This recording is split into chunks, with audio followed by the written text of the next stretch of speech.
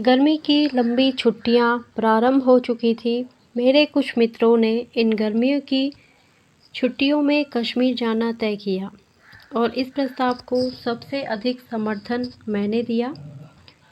हम लोग जाने की पूरी तैयारी कर चुके थे कि अचानक यात्रा के 2 दिन पहले मेरे एक मित्र रामकृष्ण का एक आवश्यक पत्र आया। इस पत्र के अनुसार मुझे अपनी कश्मीर यात्रा स्थगित करनी पड़ी। मैं अपने मित्र से मिलने उसके गांव की ओर चल पड़ा। जिस स्टेशन पर उतरना था, गाड़ी वहां दोपहर 1 बजे पहुंची। चिलचिलाती हुई धूप, लू की लपट और कच्ची सड़क की धूल। मेरा गांव तक जाने का साहस ना हुआ। मैंने सोचा शाम को जाना ही ठीक होगा।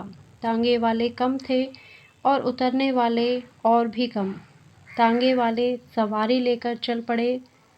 खाली तांगे वाले भी चलने का उपक्रम कर रहे थे कि एक अच्छा सा तांगा घोड़ा देखकर उसे मैंने बुलाया।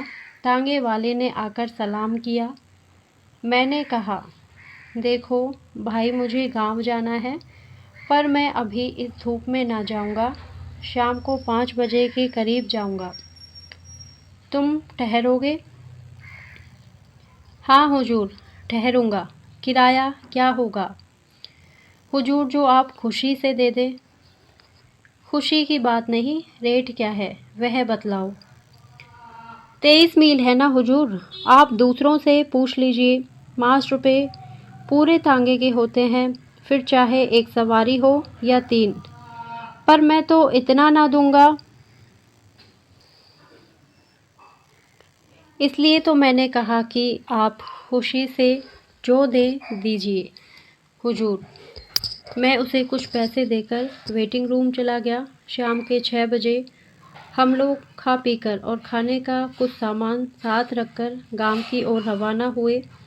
वैसे तांगे वाला कहता था कि 23 मील 2 घंटे में खुशी से ले जा सकता है, पर स्टेशन से आगे 2 मील के बाद ही कच्ची सड़क प्रारंभ हो जाती है, इसलिए देर लगेगी। मोटे साहब से हम 4 घंटे बाद गांव पहुंचेंगे। स्टेशन की सीमा पार करते ही किसानों के साफ सुथरे लिपे पुते छोटे छोटे घर और हरे भरे खेत बड़े ही सुहावने जान पड़े।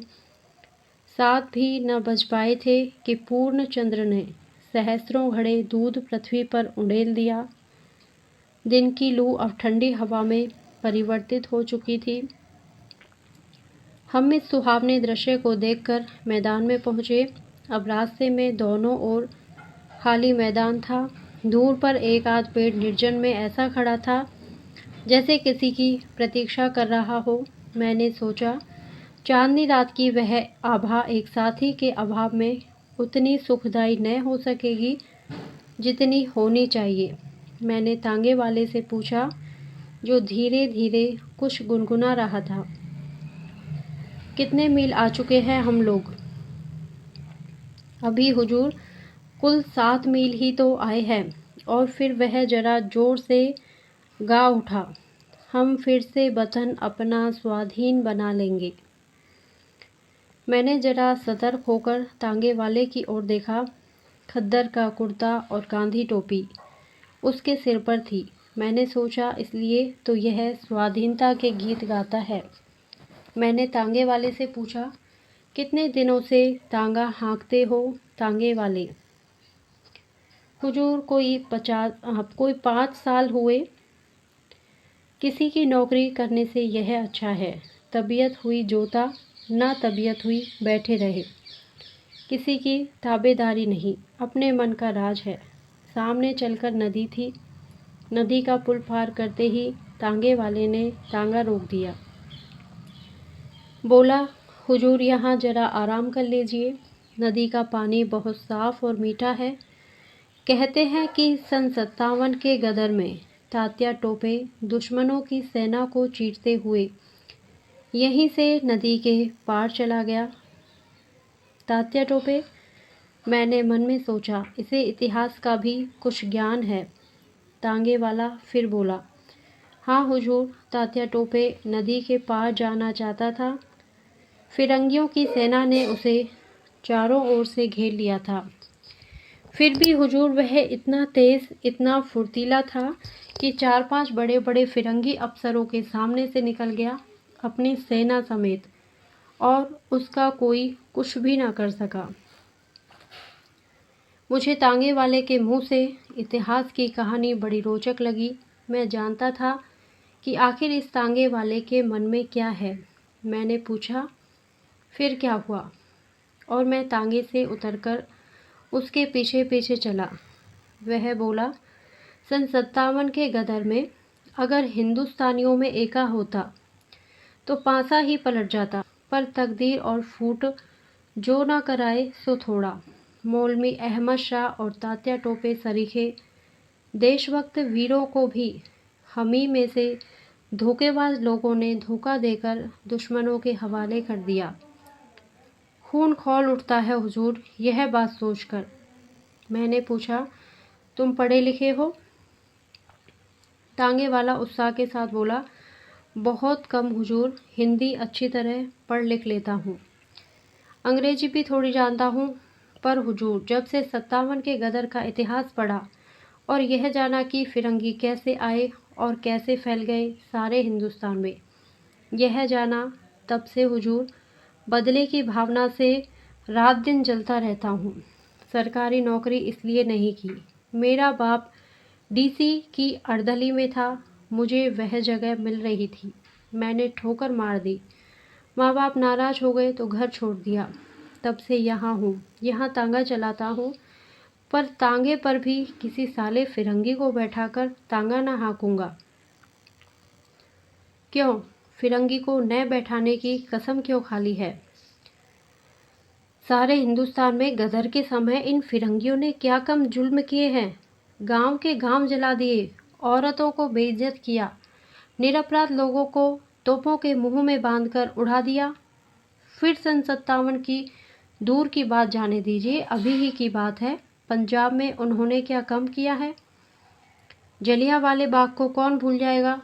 घाव ताज़ा है हुजूर, इन फिरंगियों को देखते ही उस पर नमक पड़ जाता है, इसलिए मैंने कसम खाई है इन्हें तांगे पर कभी ना बिठाऊंगा। मेरा मन इनसे बदला लेने के लिए बार बार उमड़ता है। इतने में हम नदी किनारे पहुंच गए। मैं एक चट्टान पर बैठ गया।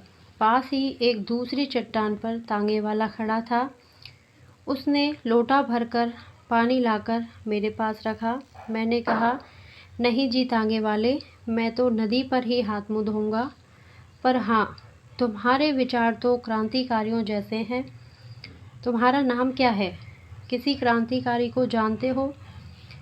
मेरा नाम हुजूर रामदास है। किसी क्रांतिकारी को जानता नहीं, नाम सुने हैं, उन लोगों के जीवन चरित्र पढ़े हैं, पर उन लोगों में भी मुखबिर बनने वालों की कमी नहीं हुजूर। नहीं तो उन लोगों ने भी अब तक कुछ कर लिया होता। महात्मा गांधी के सत्याग्रह आंदोलन में बहुत दिनों तक शरीक रहा हूँ, 2 बार जेल भी हो आया हुजूर, पर तबीयत नहीं मानती। मेरे अंदर से तो जैसे कोई पुकार उठता है। गदर सन 57 का सीन एक बार दोहराया जाए, इन फिरंगियों से कसकर बदला लिया जाए, तभी हमारा और हमारे देश का उद्धार होगा। मैंने कहा, हम निहत्थे कैसे बदला ले सकते हैं रामदास? सन 57 की बात ही और थी, तब हमारे पास हथियार थे, अब तो हम लोग बिल्कुल पंगु कर दिए गए हैं। हुजूर यही तो बात है, तांगे वाला बोला, हमने जवान खोली और हमारे ही भाई बंधु हमें गिरफ्तार करने पहुँचे, हमारे ही में से हमें सजा सुझाने वाले आए, हम ही में से हम पर पहरा रखने आए। अगर ये ही सब एकमत होकर एक साथ काम करें तो हुजूर हथियार उठाने का भी काम नहीं। हमारा स्वराज्य हमारी मुट्ठी में जानिए, लेकिन 10 अगर सच्चे जी से काम करने को तैयार रहें तो 20 धोखा देने को तैयार रहेंगे। अगर हिंदुस्तानियों में एका ही होता तो क्या मुट्ठी भर विदेशी हम पर शासन कर सकते? तांगे वाले ने एक दीर्घ सांस ली और हम दोनों उठकर नदी में हाथ मुंह धोने लगे।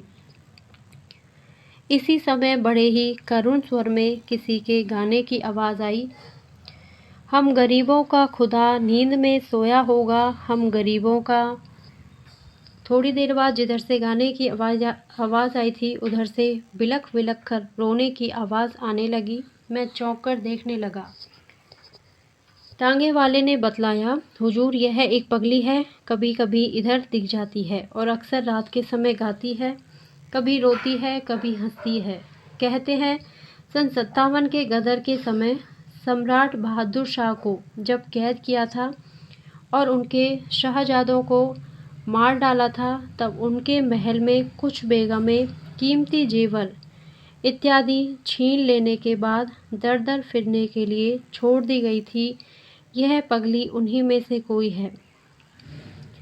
फटे कपड़े पर इस गरीबी में भी हुजूर उसकी चाल चितवन बातचीत सब शाही ढंग का है। वह मामूली औरत नहीं जान पड़ती। मैंने तांगे वाले से कहा, तुम उस स्त्री को बुलाओ, मैं उससे बात करूँगा। तांगे वाला बोला, वह किसी से नहीं बोलती हुजूर, न किसी की तरफ देखती है। कहाँ रहती है, क्या खाती पीती है, कोई नहीं जानता। कभी कभी यह नदी किनारे दिख जाती है। न जाने कितने वर्षों से इसी तरह गाती है, रोती है, हंसती है, पर आज तक कोई उससे बात नहीं कर सका। मैं आश्चर्य में था। खैर खाना खाकर हाथ मुंह धोकर हम लोग फिर तांगे पर आए। तांगे वाला न जाने कितनी बातें मुझे बतला चला। शुरू में तांगे पर बैठकर मैंने एक साथी के अभाव का अनुभव किया था, किंतु ये 23 मील कब ख़त्म हो गए मैं जान नहीं पाया। गांव में पहुंचकर जब तांगे वाले ने मुझसे पूछा, यही गांव है, किसके मकान पर चलना है, तब मैंने जाना कि 23 मील की यात्रा समाप्त हो गई। धन्यवाद। यदि आपको ये कहानी पसंद आई हो तो प्लीज़ मेरे वीडियो को लाइक करें, शेयर करें और मेरे चैनल को सब्सक्राइब करें। Thank you.